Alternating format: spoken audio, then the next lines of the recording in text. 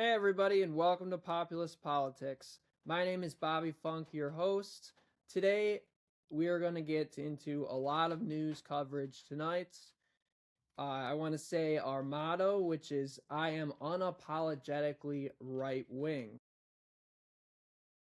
Anyways, I hope you're having a great day today. It's been a weird day over here in Chicago. I live in the southwest suburbs, to be exact, of the city.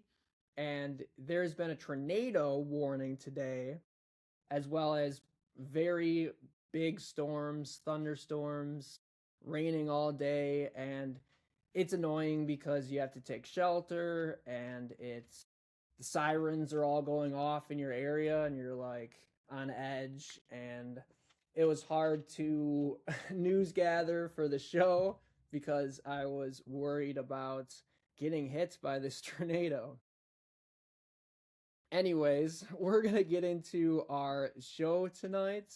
And the two main stories that we have tonight is where is the United States military? We have paused all strikes on Iran. Can you believe that? Get a load of this. Israel and the United States starts this major war in February to topple the Iranian regime, and now neither of them are to be found in this conflict. Israel has been silent since we have been attacking them for 14 straight days, we being the United States. We don't know why, probably as payback from the Memorandum of Understanding, because they were out of that deal and nobody in Israel liked that deal. Meanwhile, in the United States, we are left wondering why we are missing in action in this war that we started along with Israel. We're also going to talk about this major development in elections tonight, as Trump is appealing to the Supreme Court to uphold his executive order on mail-in ballots to restrict them for the midterms. That is a sign that Trump may be redirecting his focus away from the Iran war and into the midterms.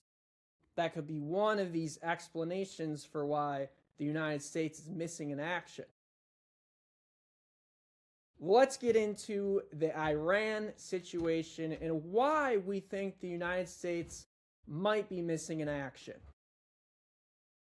If you ask members of this administration, you will get 3 different answers for 3 different members of this administration.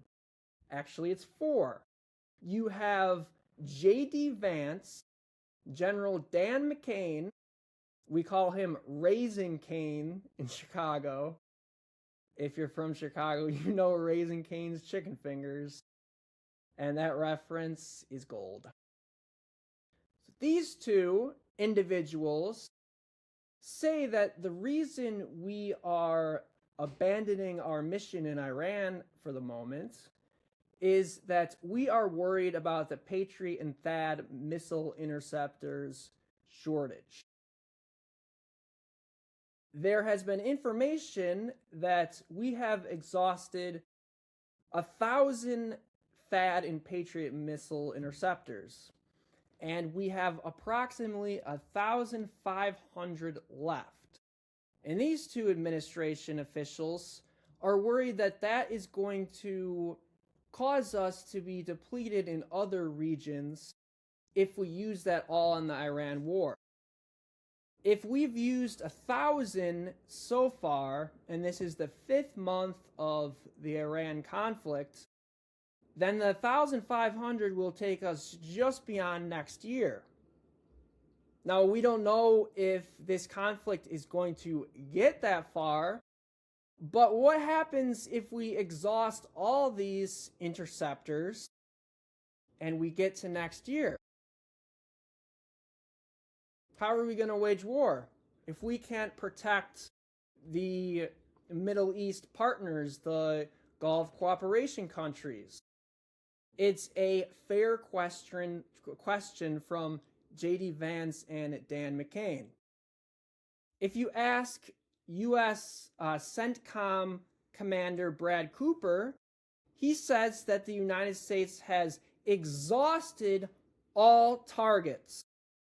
For 14 days in this current period, and for the 3 consecutive months in the beginning of the conflict, we have been bombarding Iran with everything we have. And Cooper says that all of those targets are exhausted. There's not much more that we can hit in Iran and be effective without escalating the conflict to those other sites, those secret nuclear sites. Trump has been talking about striking Pickaxe Mountain. He's been talking about taking Karg Island, hitting those other secret nuclear facilities at Natanz and Fordow. Trump is looking for options here. And last week, he's saying that he's planning this massive attack on Iran. But now they're missing in action.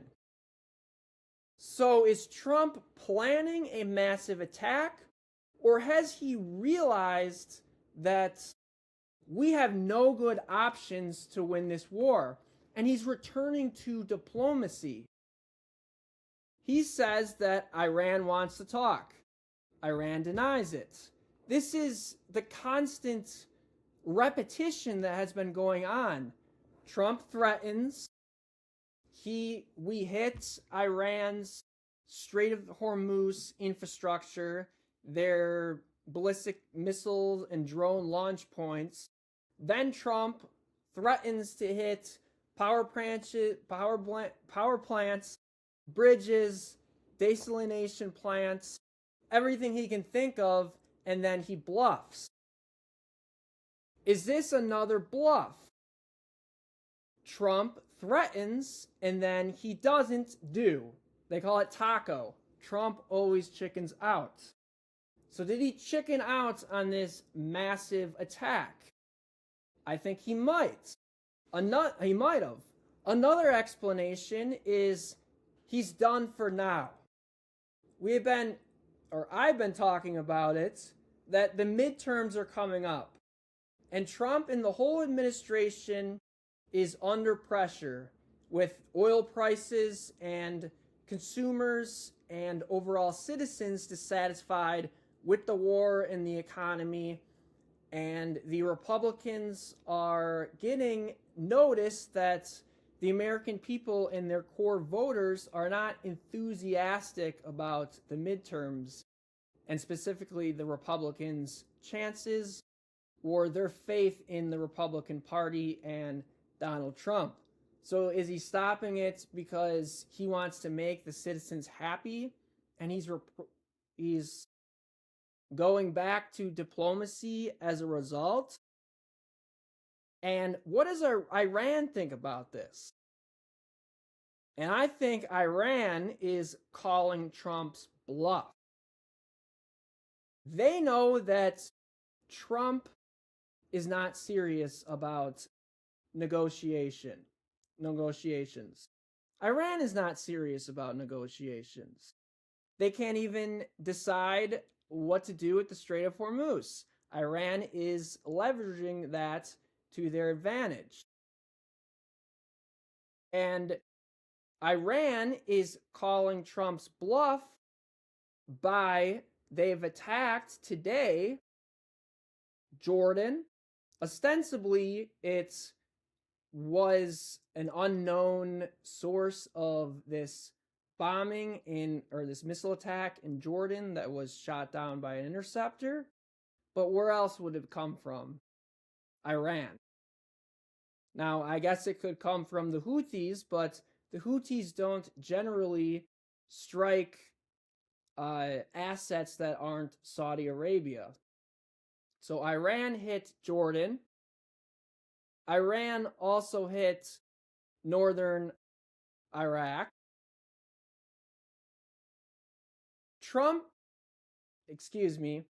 Iran is calling Trump's bluff. They know that Trump hasn't talked to them. Iran has only talked to Oman to continue these negotiations. Trump says that Iran wants to talk, and we're having these fruitful discussions while Iran denies it. So Iran is calling Trump's bluff. They are attacking.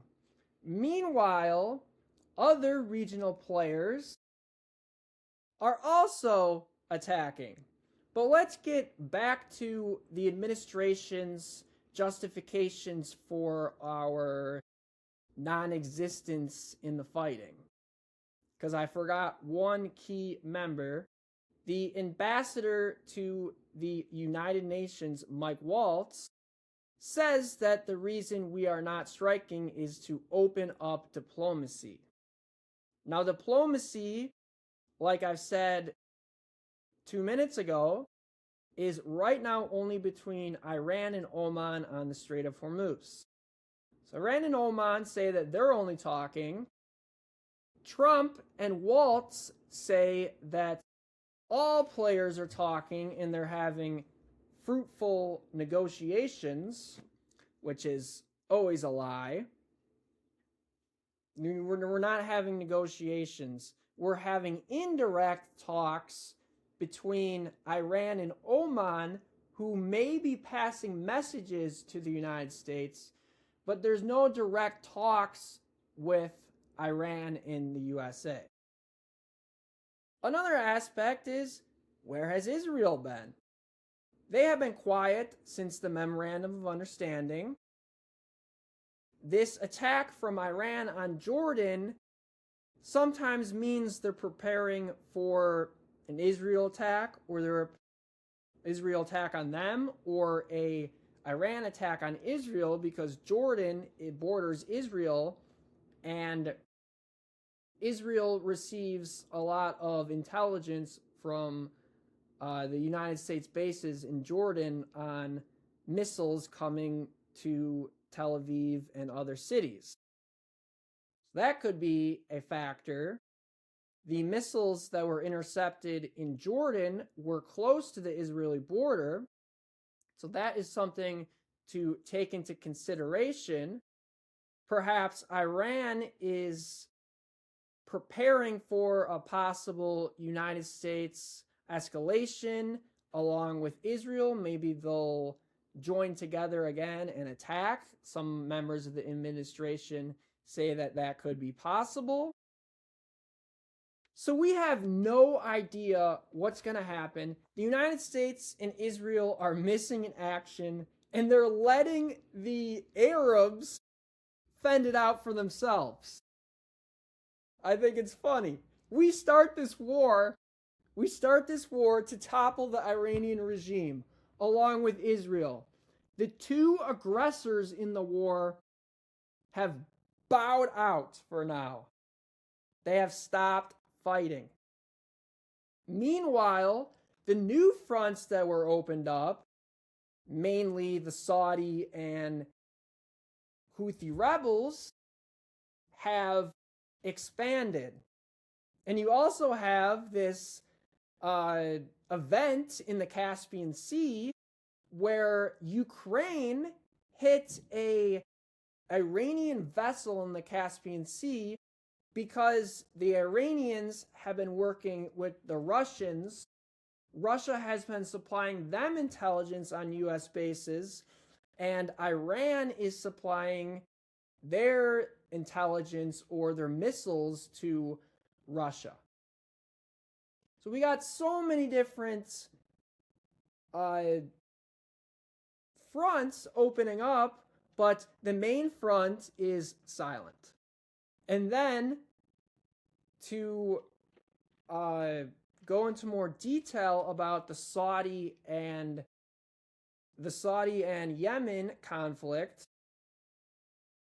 again, what happened today, along with Iran hitting those sites in Jordan and northern Iraq, the Houthi rebels maintained and expanded their attack on Saudi Arabia. The Houthi rebels attacked the port cities of Jans and Yanabu.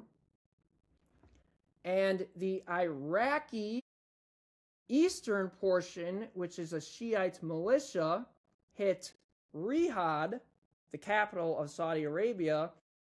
Aramco oil refineries. Aramco is the state's oil company of Saudi Arabia.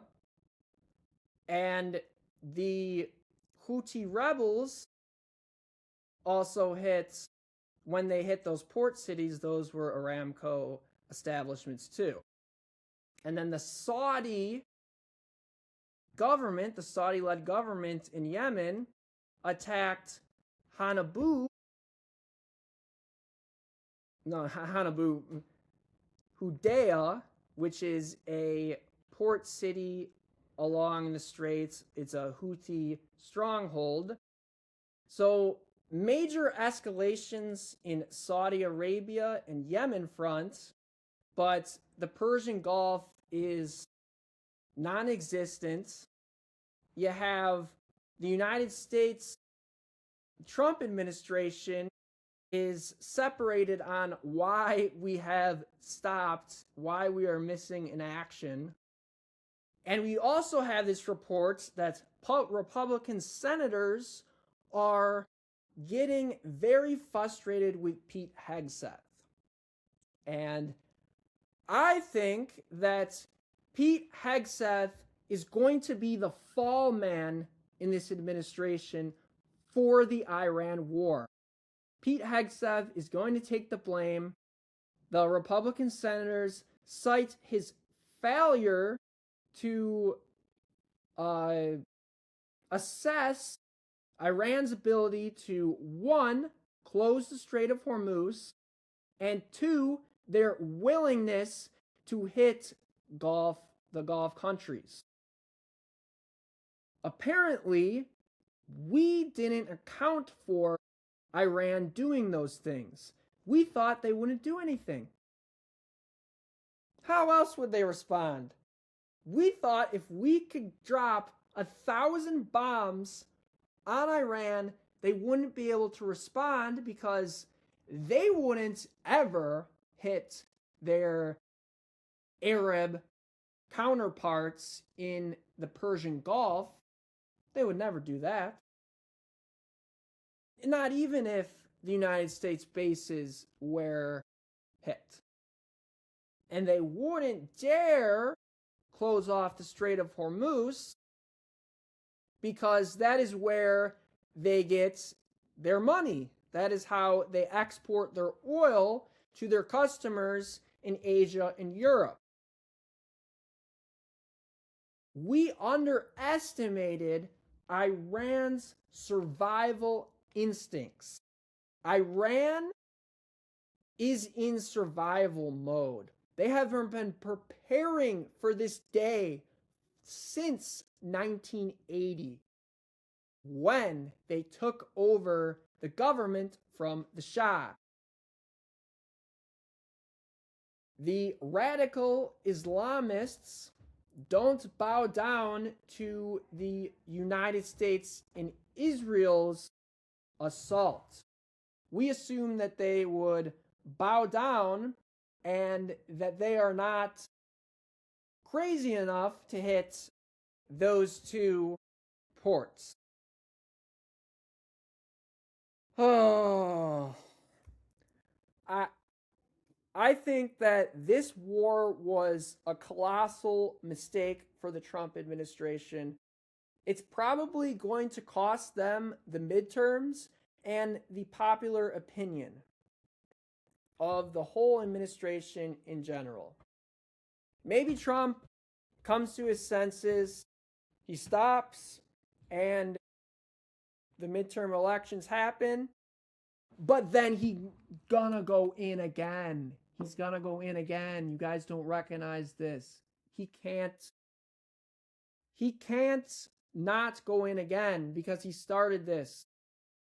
Our original goals were to topple the whole regime, to dismantle their whole entire missile capabilities, which to this point they have been able to shoot their cheap Shahed drones all over the Gulf Coast and completely uh completely send us on our heels and trying to react to the Strait of Hormuz, as well as destruction to our U.S. bases and American soldiers dying because they have been getting help from Russia. Our second story tonight is the Trump call to the Supreme Court. His appeal to the Supreme Court to change the midterm elections mail-in voting systems to accommodate for a rejection of non-citizen voting. And if there was any bright spots in today's news, this may be it. When I have been thinking about my support for Donald Trump, I was an original Trump supporter in 2015. He was edgy, he was funny, he was combative towards the Republican establishment. That is why I love Trump so much. And his ability to piss off the liberals and his ability to, quite frankly, not give a fuck about the rules, he was going to do what was necessary for America first, no matter what it costs. And this isn't a testament to the old Trump. He is appealing to the Supreme Court, and he's saying that mail-in votes are not going to be counted anymore. There's going to be a restriction. We are going to look at the Social Security and the Homeland Security databases and make sure that you work, because all workers buy into Social Security. So that would, if they're in the Social Security system, it means they work, but not only work, but they are legal workers. And Homeland Security can get other information on these voters to make sure they are who they say they are. The Save America Act is along those lines. We are trying to get non-citizens and illegal immigrants not to be able to vote in our elections, secure our elections. We need more of this from Trump. We need to kill the filibuster, pass the Save America Act. We need to stop mail-in voting, require these people to identify themselves, to get their driver's license, get their marital certificates, and prove that they are who they say they are so they can vote in our elections. This is great. We need to make sure that citizens of the United States are the only members of the populace that can vote, the body politic, which is what populist is. Yeah, I'll get into that later. That is part of the reason I named my show Populist Politics. I think our next episode, I'm going to dive into what populism actually means, along with our typical news stories of the day. But this is a good move from Trump. Who knows? We got a major disappointment in the Scottish decision to deny or not deny birthright citizen.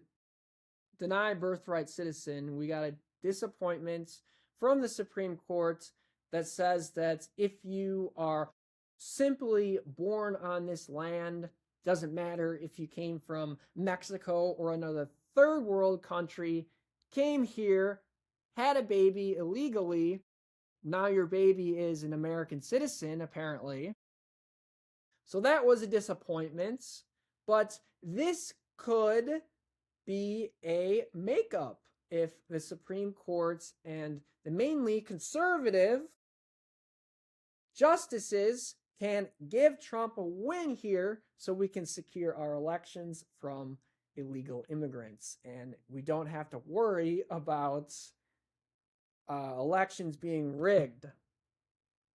And it just goes to show that maybe Trump is looking for a domestic situation to kind of hide the fact that he has nowhere to go in this Iran war, and it was a total disaster from the start. Israel pulled us into this war. But, anyways, that is all we have for tonight. I think this was a great show. I hope you enjoyed this 25 minutes of me explaining the main activities that are happening in the Iran war, as well as a little domestic voting content for you guys. I would like to ask you to follow me on YouTube, like, comment, let me know what you think about today's episode, and follow me on X, which my handle is Funkinator_. Populist Politic out. Have a good night, everybody.